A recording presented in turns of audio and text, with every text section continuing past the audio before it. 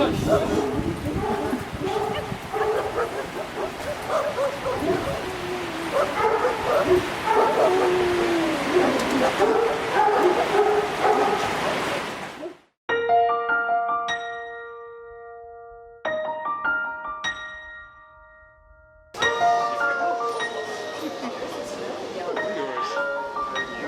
their name?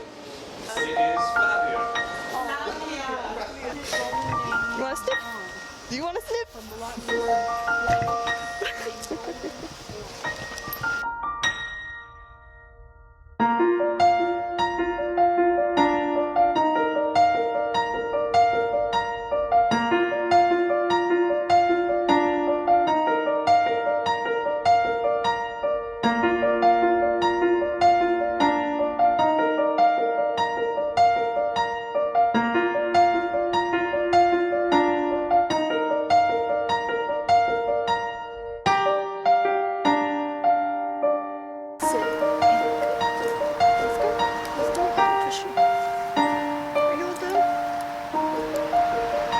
Will you stop licking my arm?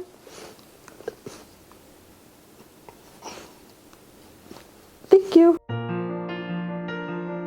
I'm a guide dog puppy raiser, and being a puppy raiser means that you're raising them from start to finish, which includes training them from the basic commands that they need to know before they go into formal training for guide dogs for the blind. My emotions regarding guide dogs and raising guide dogs with my family is a very uplifting and moving experience.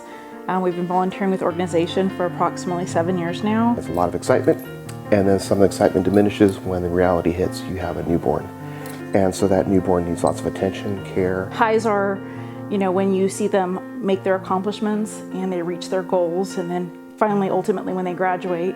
And the lows are only solely when it comes to the concept of you're kind of sleep deprived. Nothing really prepares you beforehand. I'd say you definitely have to be confident with yourself. You definitely have to be patient. I think the hardest thing that everyone understands is that we can't keep these dogs, and it is pretty hard. The first one's always the hardest, I'd say, or whichever one you get the most attached to. The first guide dog I had was Moon. She was just very consistent about her commands. She was very relaxed. Very pleasing, very food driven, and really wanted to work. She had a working spirit about her.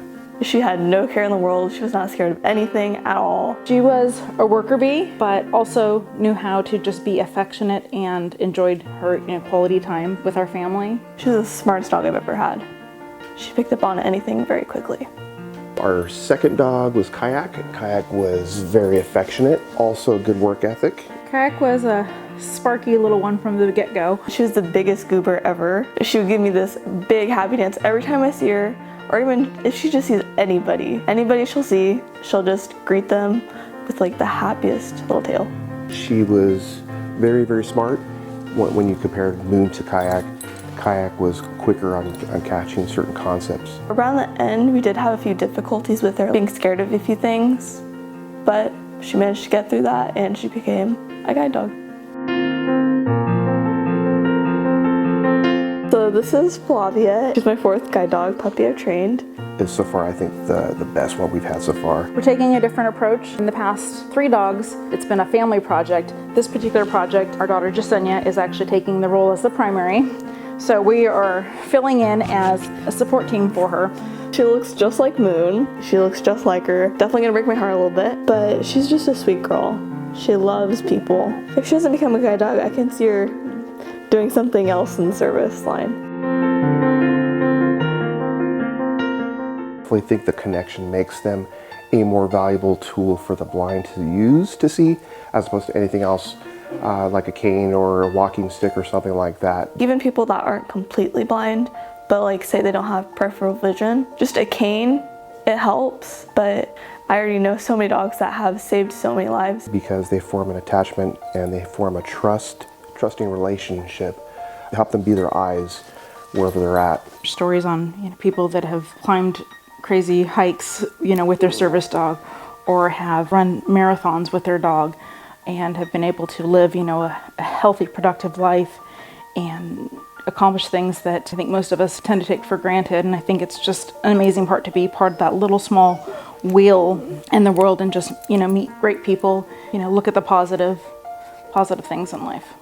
One thing that we've instilled with our kids is that we're very fortunate to have what we have. And so community service, believe it or not, really helps bring families together and also helps to do things for others. And I think that's what this has done for us.